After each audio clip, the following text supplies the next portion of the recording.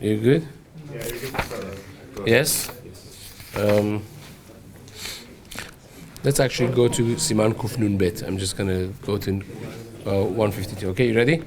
Let's go. We are continuing our Shulchan Aruch Orach Chaim, and we are starting Siman Kuf Nun Bet in continuation of the halachot of Bet Knesset and Daf Lamed Dalet Amud Aleph of the regular prince of Mishnah Berura. And Maran writes this based on again another Gemara in Masechet Megillah Daf Chavav Amud Bet En Sotrin Bet HaKnesset K'dei Libnot Bet Knesset Acher. You don't destroy one Bet Knesset in order to build another. Even if you want to build another Bet Knesset, still you don't have the allowance of destroying a shul to build another one. Now we're going to see the reason behind it. What's the reason? What do you think is the reason? You want to make a nicer one, a bigger one, a better one, a more modern one. What's the big deal? Says the Shulchan Aruch, because we know the nature of humanity. You destroy one, and then all of a sudden you get busy. Your business goes south. Your meetings become a lot, and the next thing you know, it is you destroyed the already existing shul, and you didn't build anything instead. That's how the nature of people works. Therefore, Shema Yera Lahem Ones, maybe something's going to come up. Shelo Yibnu Ha'acher, that they're not going to end up building the other one. Ela Bonim Ha'acher Techila. You first build another one, and then you could take loans out and line of credit, whatever it is on this one. Once you built it, once it's there, then you could destroy the old one and get rid of the place and do whatever it is you want to sell it, whatever it is that you want to do. But to first destroy and then try to see what you could do, that's not something that we want to do. Says the Mishnah Berura. Same thing is with Bet Midrash. Same thing is with a yeshiva, with a kolel, with a Bet Midrash. Any makom that is meyuchad designated for avodat Hashem, for learning Torah or for davening, has the same din. V'u'adin Bet Midrash u'ben shel yachid o shel rabim. Even a private Bet Midrash is included in this. Now Kaf HaChaim says that the Yisur is only for a public Bet Midrash, not a private Bet Midrash. If you have your own Bet Midrash at home, adjacent to your home, and now you want to destroy that and make a bigger one, a better one, a nicer one, fine. Because that's not something that the Rabbim, the public, benefit from. So therefore, that would be a more lenient concept. Says the Chafetz Chaim, if for sure, it goes without saying that if you're destroying a shul and you're not planning to build another one, you just want to get rid of it, you want to destroy it and make an additional housing, whatever it is, that for sure is asur. Even if you're destroying it in order to build another one in its place or in a different place, still will be asur, even though that you're planning to make something magnificent and glorified and awesome. Still, you say, you know what? Just keep the thing that already is operational. Try, if you want to build another awesome, magnificent, fantastic, glorious, do that, and then you could destroy this. Don't get rid of all your assets, hoping for a better asset. So it says, the Chafetz Chaim, it's not only that you can't destroy a Bet Knesset, but you can't even turn a Bet Knesset to Bet Midrash. So, you know what? From now on, this is not going to be a minyan, it's going to be a library. People come here, you want to write Sfarim, you want to learn Torah, we don't want minyanim. You can't do that either, even though that the Kedusha of Bet Knesset versus Kedusha of Bet Midrash, which one is a higher Kedusha? Bet Midrash is a higher Kedusha than Bet Knesset. But even with that, you can't destroy a shul, turning it into a Bet Knesset.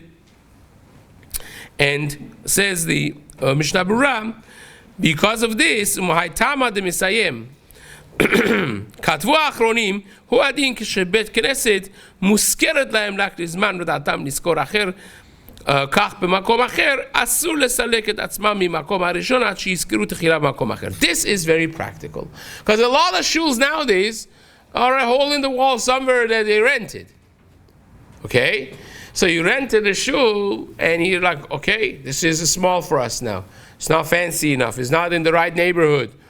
Right? Let's go get a fancier shul. Instead of renovating this, we got to go get something with a higher rent. So you can't lease off. You can't kind of like terminate your lease before you lease a new place. Because again, you do that. I've seen this happen in real life. That a shul that was going to be taken away, or the community was moving up, down, whatnot, and the Balabatim wanted to move the shul to a different place, and they signed off the list. They basically, they terminated their lease, didn't renew it, and what happened?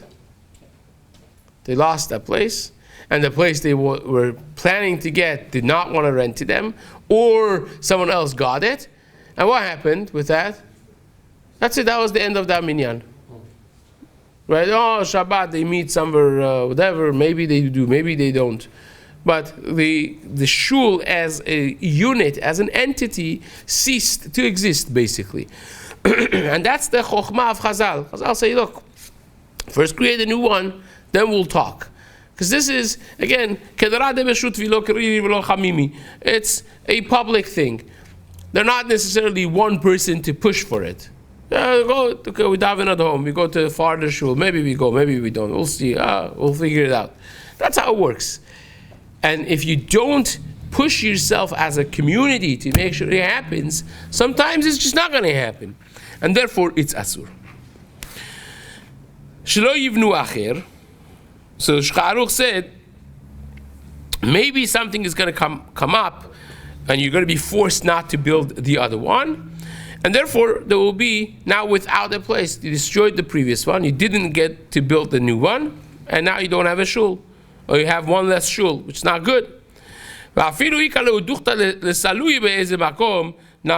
if there are other shuls in town. It's not like this is only minyan. No, even if you have a different shul, still is asur. Then if you have a bet knesset kavua, if it's not just another place for minyan, but you have like a major shul or major shuls that nothing happens. In some communities, people hope. It's I wish there was less shuls. There's too many shuls. It's fragmented and splintered and so on. That's a different story. But says the Taz, if you have a large, established, good shul, then in that case is mutar. That's mutar. Hopefully you will build it. And even if you don't get to build it right away, there is a good alternative. But the Magen Avraham, who the majority of the poskim follow, says no. Even if you have an established, good community shul, or more than one even, still is asur. You have this shul, you cannot destroy until you have a replacement for it. Magen Avraham says asur. Now, if you take a look at the Berura Halacha right over here, he says that you can, push comes to shove, you could be mekel like the Taz.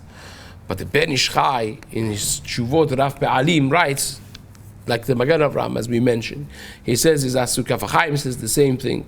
And they even add to it, they say, and that not only the dir of the Magen Avraham is correct, but even if you have many Batei Knesset, many Batei Midrash, every block has a shul on it, everything has a bit Midrash, still is asur, says the Ben Ish Chai. Right? You cannot destroy one of them until you build another one in its stead. And when they want to destroy a bit Knesset, or you want to, gut the walls and renovate the interior, right? Sometimes you don't want to destroy the whole thing. You just want to, it's got to be out of commission for a while until you, put it back together, but you want to renovate it and nice it, make it nicer and more glorified, and you can't build in any other place. You can't. This is the place. You can't afford buying or renting another place. Meanwhile, so this is your choice. It's falling apart. It's not nice. Whatever it is, you want to make it nice, and this is the only place that you have. Then the Kaf HaChaim says that in that case, because there's no other option, choice, then you could rely on the Taz. If there are other shuls, established shuls in the Kehillah, you could rely on the Taz and start the renovation on this one while the other one is being renovated or rebuilt, and that would be fine as well. Now, says let's finish this this seif over here. One more piece. Says the Mishnah Berura,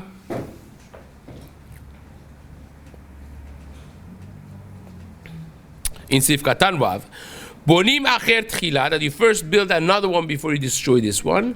Hainu shkomrim ota kula, you finish the whole thing, not that you start the structure and once your architect gives you the plans, then you could destroy the first one. No, you have to finish building the second one before you destroy the first one. But if you built it already, you don't have to wait for the inauguration of the shul that they should start that. No, you don't have to do that. You could already start it. Even though that the shul has not been used yet, you could destroy the other one, start destroying the other one, and then this one would be used. Not the because what are you going to be worried for? You have a fully ready shul, operational shul, and you could just transfer the tefillot there, and hopefully nothing is going to go wrong. Now, on that, the time that the Kaf HaChaim writes that when you start the building of the new Bet Knesset, you should say beferush. You should say, it's good to say explicitly that with this binyan, with this building that we are starting here, building over here, the kedusha of the original shul should be removed from that shul and be placed on this shul. We are making chalipin, so to speak. We want the kedusha, the holiness of that shul, to be replaced with this one, and it should go out of that shul. This way, it makes it easier to destroy the first one. The Kaf HaChaim writes also that just like you can make a new Bet Knesset and afterwards destroy the old one, also you could buy a Bet Knesset that's built, a building structure that's built, and destroy the old one. So you don't have to necessarily build it from scratch. You can buy one, maybe more expensive, but that would be also a solution. And then you destroy the first one. That basically concludes the basics of this first piece that we read. We are still not done with Sif Aleph. Sif Aleph is a larger Sif. B'ezrat Hashem, we'll continue this in the days to come. Hazaku Baruch.